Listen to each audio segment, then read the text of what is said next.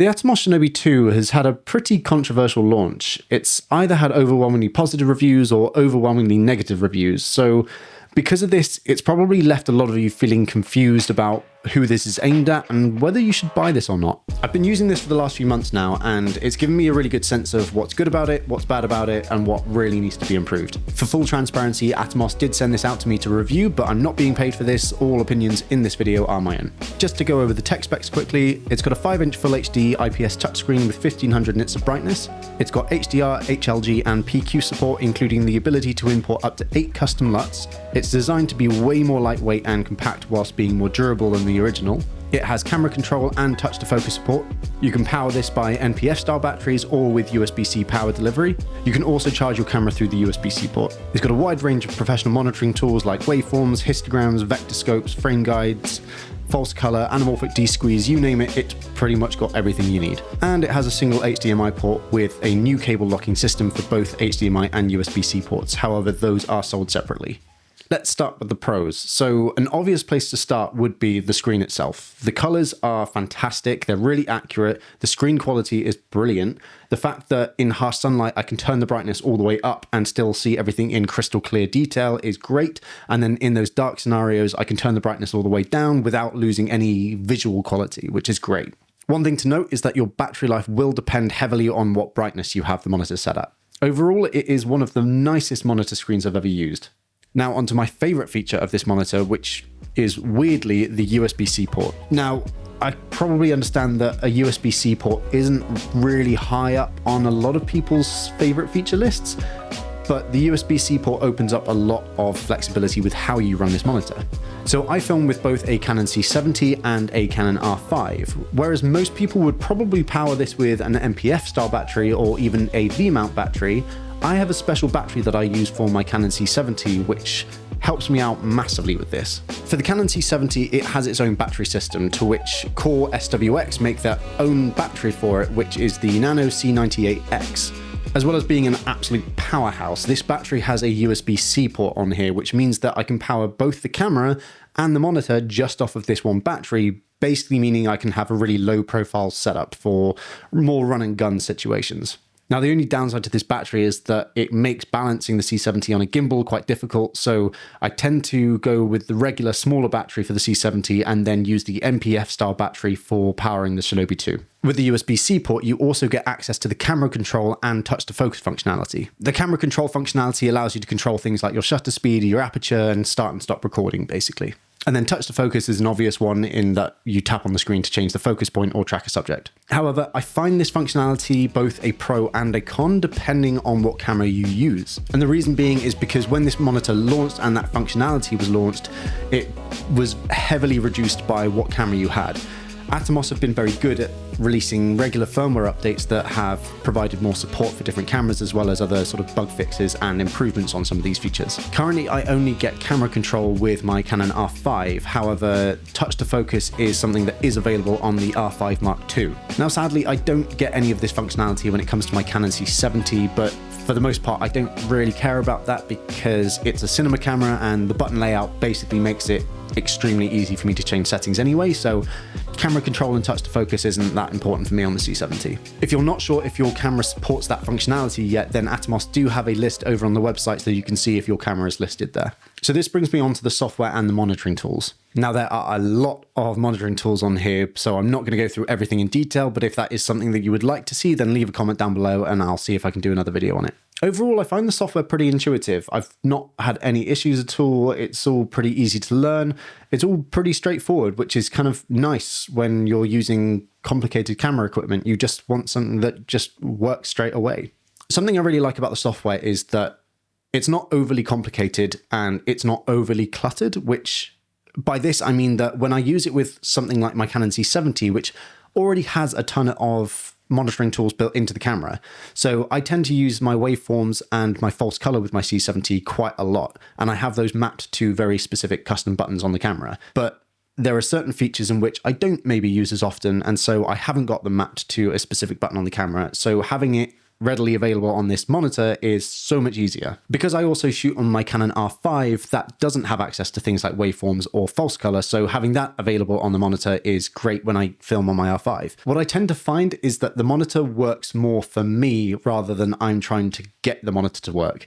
So by that I mean that regardless of what camera I use this on, I could rock up to a shoot and use a camera I've never used before, whack this on it, and I can trust that I'm going to get a good image because of how intuitive this is and how easy the software is to work with. The final pro for me is just generally the design and build of this. I find this extremely lightweight, very durable. Like, I don't feel like this is going to break on me at all. I could drop this and it'll be fine, though if I maybe dropped it at the wrong angle, it might just catch the screen.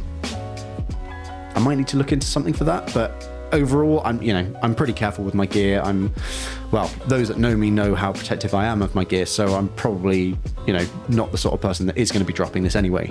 But a highly underrated feature is having the ports on the back and not the sides. Seriously, having a monitor with ports on the back versus the side makes such a huge difference in terms of the general experience. It's so much nicer having it on the back. My last monitor had all the ports on the side, which you've just got awkward cable ports just coming out everywhere, and it's difficult to just balance.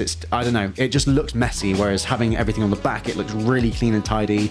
You can kind of get different cables with different sort of angled ports so that, if you want to be really fussy about the sort of cable layout, you have that sort of flexibility. But just having this on my camera, it looks really clean and tidy, so that's a really underrated thing for me. I think overall though, the design and build just makes this a real joy to use. Now on to the cons of this monitor. Now, there aren't a lot of cons, and the cons that I do have for this aren't particularly big ones, but they could be a deal breaker depending on the sort of person that you are and how you shoot.